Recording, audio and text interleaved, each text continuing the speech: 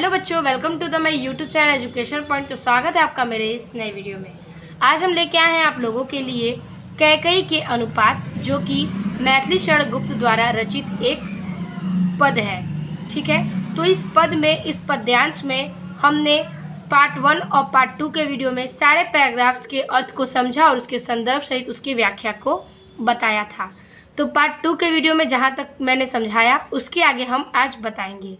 I hope आपको पिछली video मिल गई होगी और आपने उसे देख लिया होगा। तो आज के इस वीडियो में हम देखेंगे उसके आगे, और ये आपका संपूर्ण जो कि है कैकई के अनुपात का हो जाएगा। तो पैराग्राफ देखते हैं कहाँ से स्टार्ट करना है। तो ये लाइन कह रहा है इस पैराग्राफ में कि हमने पिछले पैराग्राफ में दंड है मेरा तक समझा हुआ था। तो आज के इस पैराग्राफ में हम देखेंगे, पटके मैंने पद पाड़ी मोह के नद में, जन क्या क्या करते नहीं स्वप्न में मद में। हाँ दंड कौन क्या उसे डरूंगी अब भी, मेरा विचार क्या कुछ दयापूर्ण हो तब भी। हाँ दया हंत वह घृणा, अहह वह करुणा, वैत रड़ी सी है आज जाहवई वरुणा। सह सकती हूँ चीर नरक सुने सुविचारी, पर मुझे स्वर्ग की दया दंड से है भारी। लेकर अपना यह कुलिश कठोर कलेजा, मैंने इसके ही लिए तुम्हें वन भेजा। तो इसके इस पैराग्राफ का अर्थ कहना चाहता है कि इसमें कैकई माता कहती हैं, रानी कैकई, कि तो पटके मैंने पद प्राड़ी मोह के नद में। पद पाड़ी का मतलब होता है हाथ पैर। तो उन्होंने पटके अपने हाथ पैर मोह में और क्या नद में। ठीक है, तो उन्होंने अपने हाथों पैरों को पटकने लगी इस मोह के नद में। जन क्या क्या करते हैं स्वप्न में मद में। जन मीन्स लोग, ठीक है, और यहाँ पर जो है स्वप्न में, मद मीन्स घमंड होता है। तो स्वप्न में लोग घमंड में, स्वप्न में घमंड में लोग ना जाने क्या क्या करते हैं। ठीक है, हाँ दंड कौन क्या उसे डरूंगी अब भी। हाँ मैं, और अब कौन सा ऐसा दंड है जिससे मैं अब डरूंगी। मुझे इतना बड़ा दंड मिल चुका है, तो फिर मैं अब कौन से दंड है ऐसा जिससे मैं अब डरूं। मेरा विचार कुछ दयापूर्ण हो तब भी, अगर मेरा विचार कुछ बदल जाए, परिवर्तन हो जाए अगर, और मैं दयापूर्ण हो जाऊं, तो भी मैं किसी भी और दंड से नहीं डर पाऊंगी। हाँ दया हंत वह घृणा, अहह वह करुणा। हाँ दया अब नहीं, मैं अब नहीं डरूंगी। मेरे लिए दया, घृणा और करुणा वाली बातें जो सोचना है वो सोचें। अब लोग जो हैं वो मेरे लिए दया के प्रति, घृणा के प्रति, नफरत के प्रति, करुणा के प्रति जो भी सोचते हैं सोचें। वैत रड़ी सी है आज जानहवी वरुणा। जानहवी वरुणा का मतलब होता है गंगा और वरुणा के नदी। तो आज जो है गंगा और ये वरुणा का नदी भी मुझे नरक समान लग रहा है। ये जो वैतरणी है वो नदियाँ होती हैं, तो आज गंगा और वरुणा की नदी मुझे नरक के समान लग रही हैं। सह सकती हूँ चीर नरक सुने सुविचारी, मैं अब सह सकती हूँ, मुझे अब सहने की क्षमता भी है, और मैं सह सकती हूँ चीर के नरक को सुने सुविचारी। यहाँ पर जितने भी वैज्ञानिक लोग हैं जो सुविचार करते हैं, उच्च विचार रखते हैं, वो सुने कि मैं अब चीर का नरक भी सह सकती हूँ, पर मुझे स्वर्ग की दया दंड से है भारी। पर मुझे ये जो स्वर्ग, अब अगर मुझे कोई स्वर्ग दे तो मुझे वो दंड की भांति ही लगेगा। लेकर अपना यह कुलिस कठोर कलेजा। कुलिस कठोर का मतलब होता है जो कि कठोर हृदय, ब्रज के समान कठोर हृदय को लेकर, यानी कि मैं अपना ब्रज के समान कठोर हृदय लेकर मैंने इसके ही लिए तुम्हें वन भेजा। मैंने अब जो मेरा कठोर सा हृदय है ब्रज के समान, मैंने भरत के लिए ही तुम्हें वन था भेजा, यानी कि जंगल में भेजा था। मैंने ब्रज के समान अपना कठोर कलेजा लेकर, मैंने भरत के वजह से, भरत के प्रति, भरत के लिए मैंने तुम्हें वन को भेजा था। ठीक है, तो सबसे पहले हम इतने का संदर्भ और व्याख्या लिखेंगे, क्योंकि हम अगर थोड़ा थोड़ा समझेंगे तो हमें डीपली समझ में आ जाएगा। तो हेडिंग कर लेंगे पटके मैंने डॉटेड तुम्हें वन भेजा, यहाँ तक, और फिर इसकी व्याख्या देखेंगे। जैसे जैसे मैंने आपको बताया उसी प्रकार से हमें व्याख्या लिखनी है। तो हेडिंग कर लेंगे हम इस प्रकार से, पटके मैंने डॉटेड वन भेजा। संदर्भ पूर्वत रहेगा, जैसे कि मैंने आपको बताया। इसके पाठ के जो लेखक हैं वो है मैथिली क्षण गुप्त, और इनका रचयिता लेखक है मैथिली क्षण गुप्त, और इसका शीर्षक है कैकेयी के अनुताप। तो संदर्भ मैंने आपको समझा दिया है, उसी प्रकार से आप लिख लीजिएगा। व्याख्या में लिखेंगे कि कहती है कि मैंने मोह के नद में अपने हाथ पैर पटके, स्वप्न में घमंड में लोग ने न जाने क्या क्या करते हैं। हाँ, अब ऐसा कौन सा दंड है जिससे मैं अब डरूंगी। मेरे विचार अगर परिवर्तित भी होते हैं तो दया पूर्ण होकर भी मैं अब नहीं डरूंगी। मेरे लिए दया, घृणा, करुणा वाली बात सोचें।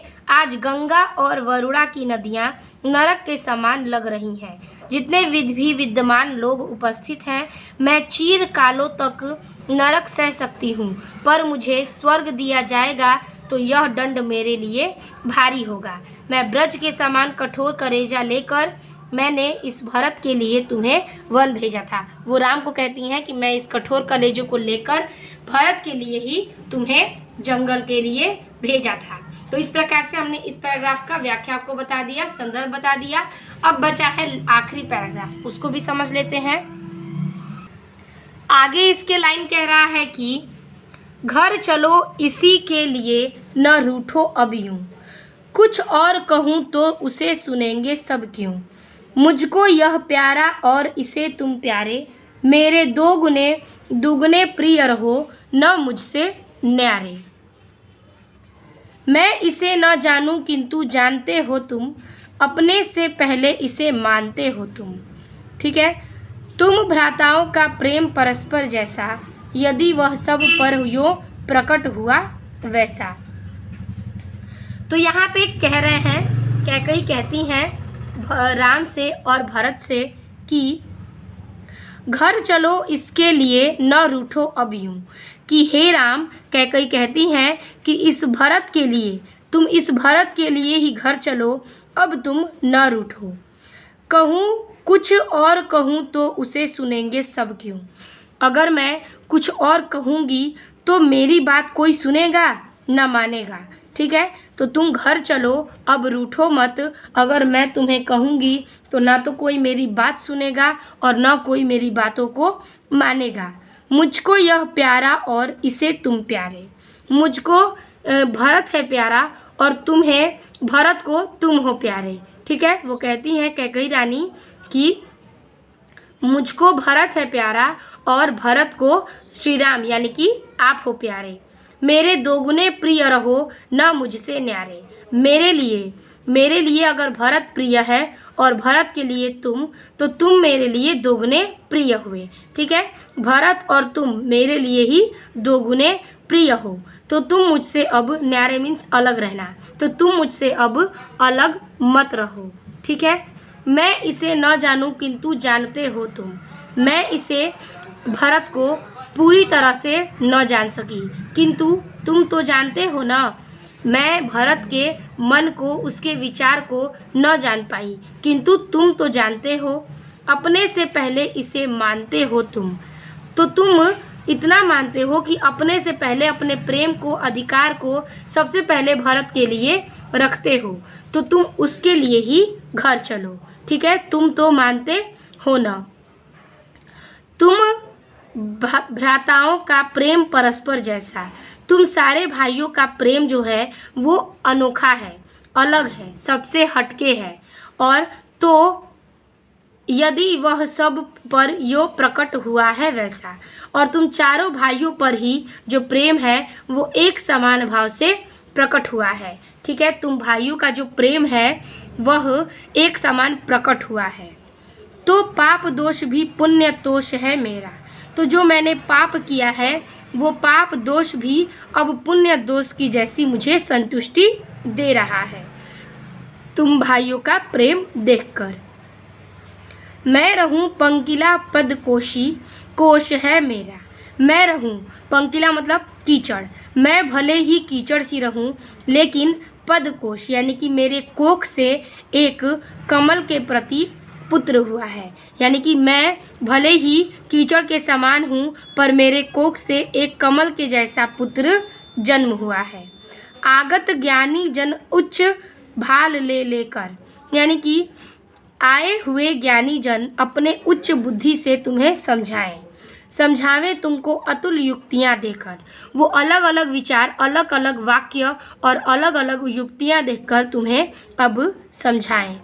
मेरे तो एक अधीर हृदय है बेटा, कि हे राम, हे बेटा, मेरा तो एक ही अतुल्य यानी कि धैर्यहीन अधीर हृदय है और उसने फिर तुमको आज भुजा में भेटा, भुजा भर भेटा, यानी कि और मेरा इस एक ही हृदय जो है वो तुम्हें गले लगाने के लिए भुजा जो है वो समेट रहा है। यानी कि उसने फिर तुझको मेरी अपनी बाहों में क्या किया, समेट लिया, अपने हृदय से गले से लगा लिया। तो इसी प्रकार से इसका ये अर्थ होता है। जैसे जैसे मैंने आपको एक एक वर्ड समझाया है कि इसमें कैकई क्या कहती हैं कि जो तुम प्यारे हो भरत के प्रति और भरत मुझे प्यारा है तो तुम मेरे लिए दोगुने प्यारे हुए।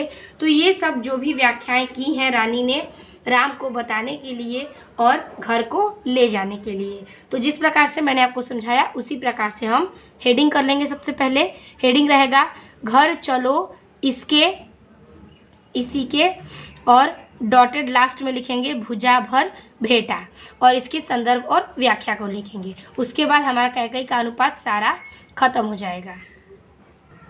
हेडिंग करेंगे घर चलो डॉटेड भर भेटा, संदर्भ पूर्वत रहेगा और व्याख्या में लिखेंगे कि कैकई कहती है कि इसी भरत के लिए घर चलो राम, अब ऐसे मत रूठो।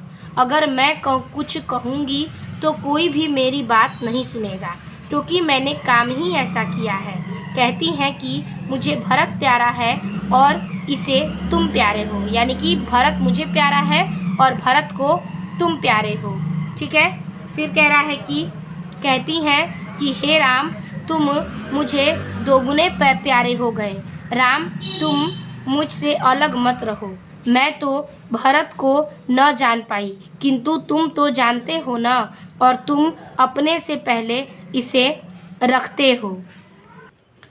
और तुम क्या हुआ यहाँ पे कि तुम तो जानते हो ना उसे, अपने से पहले इसे रखते हो और मानते हो।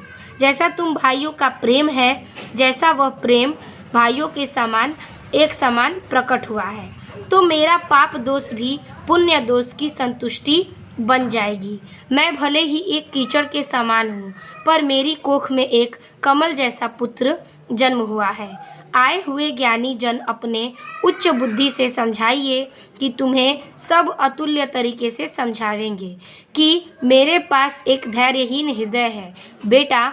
उसने फिर अपने हृदय से गले को लगा लिया कि मेरे पास एक ही हृदय है और उस हृदय में तुम मेरे गले से लिपट लो। ठीक है। तो इसी प्रकार से कैकई राम के प्रति ये सारी बातें भावनाएं कहती हैं। तो इस प्रकार से कैकई के अनुपात का हमने सारा डिफिनीशन अर्थ समझा दिया। अब हम देखेंगे नेक्स्ट गीत। तो कैकई का अनुपात सारे संदर्भ के साथ इसके अर्थ को मैंने समझा दिया है। आई होप आपको समझ में आ गई होगी। अगले वीडियो में हम गीत के सारे पैराग्राफ्स को देखेंगे। आई होप आपको वीडियो पसंद आई हो। वीडियो अच्छी लगी हो तो लाइक, कमेंट और शेयर कीजिएगा। मिलते हैं आपसे गीत के अगले वीडियो में। तब तक के लिए धन्यवाद।